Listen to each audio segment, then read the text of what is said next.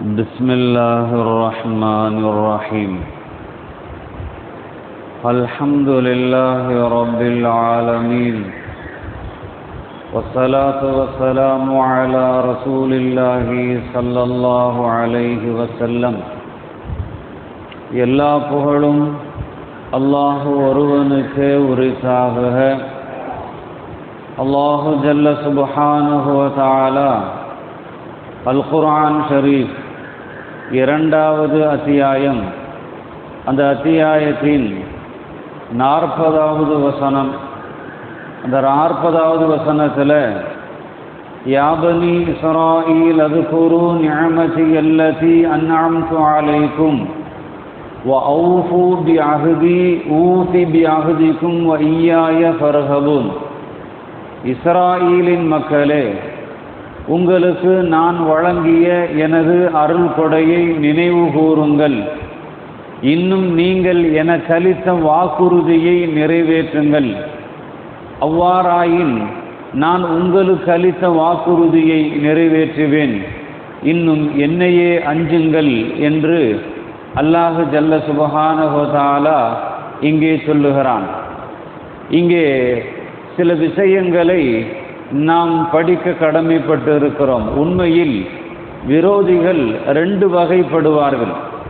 இதுவரையில் திருக்குர்ஆனை பின்பற்றும் நன்மக்கள், அதை மறுக்கும் இரு பிரிவினர்களான இறை மறுப்பாளர்கள் மற்றும் நயவஞ்சகர்கள், திருமறையின் அற்புதம், மனித இனம், தொடக்கம் ஆகிய பொருள்கள் பற்றி பேசி வந்த அல்லாஹ் இந்த 40வது வசனம் முதல் 123வது வசனம் வரை அஹ்ல் கிதாப் எனப்படும் வேதக்காரர்களை பற்றி விரிவாக எடுத்துரைக்கிறான்.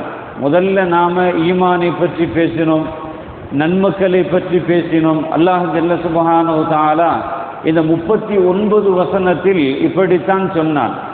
இப்போ 40வது வசனத்திலிருந்து அஹ்ல் கிதாபுகளை பற்றி விரிவான விளக்கங்களை சொல்லுகிறான். அஹ்ல் கிதாப் என்றால் யார் என்பதை நாமும் என்ன செய்யணும், தெரிந்து வைத்திருக்க வேண்டும். உண்மையில் விரோதிகள் 2 வகைப்படுவார்கள். ஒன்று, கல்வி அறிவு இல்லாதோர் ஒரு வகை.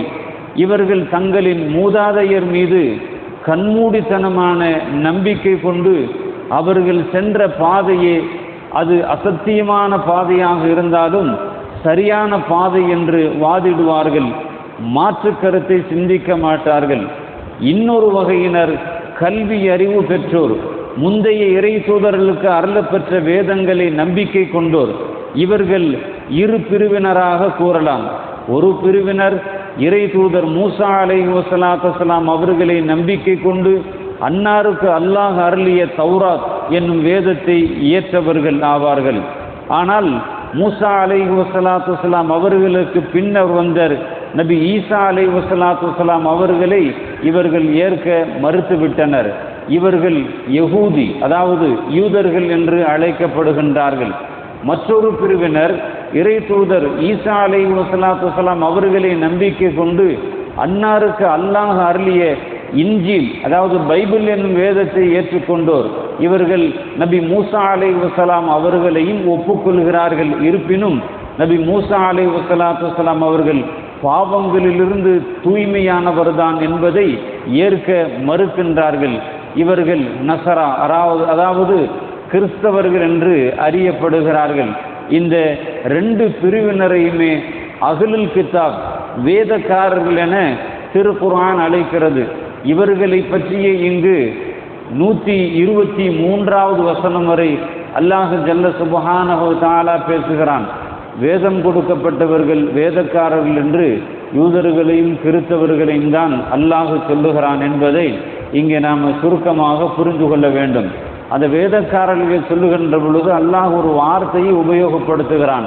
யா பனி இஸ்ராயில், அதாவது பனு இஸ்ராயில், இஸ்ரவேலர்கள் என்ற ஒரு வாசகத்தை பயன்படுத்துகிறான். இஸ்ராயில் என்றால் ஹீப்ரு மொழியில் இஸ்ரா என்பதற்கு அடிமை என்று ஒரு பொருள் இருக்கிறது. இன்னொரு பொருள் தேர்ந்தெடுக்கப்பட்டவர் என்றும் பொருள் இருக்கிறது.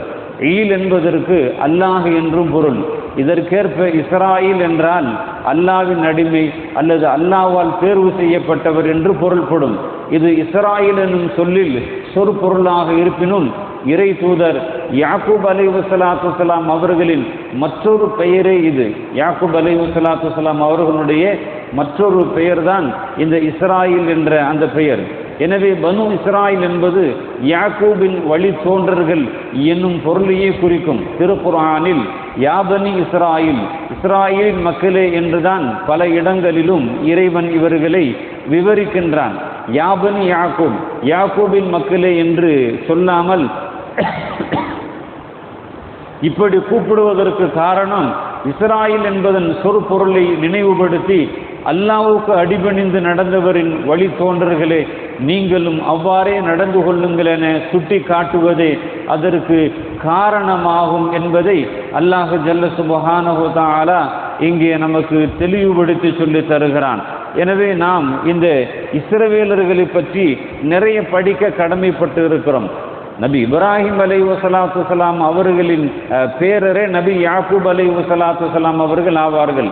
இப்ராஹிம் அலைஹிஸ்ஸலாத்து வஸ்ஸலாம் அவர்களுக்கு பிரபலமான சந்ததிகள் இரண்டு. ஒன்று இப்ராஹிமின் இரண்டாவது துணைவியார் ஹாஜரா அம்மையார் அவர்களின் மூலம் பிறந்த நபி இஸ்மாயில் அலைஹிஸ்ஸலாத்து வஸ்ஸலாம் அவர்களின் வழித்தோன்றர்கள்.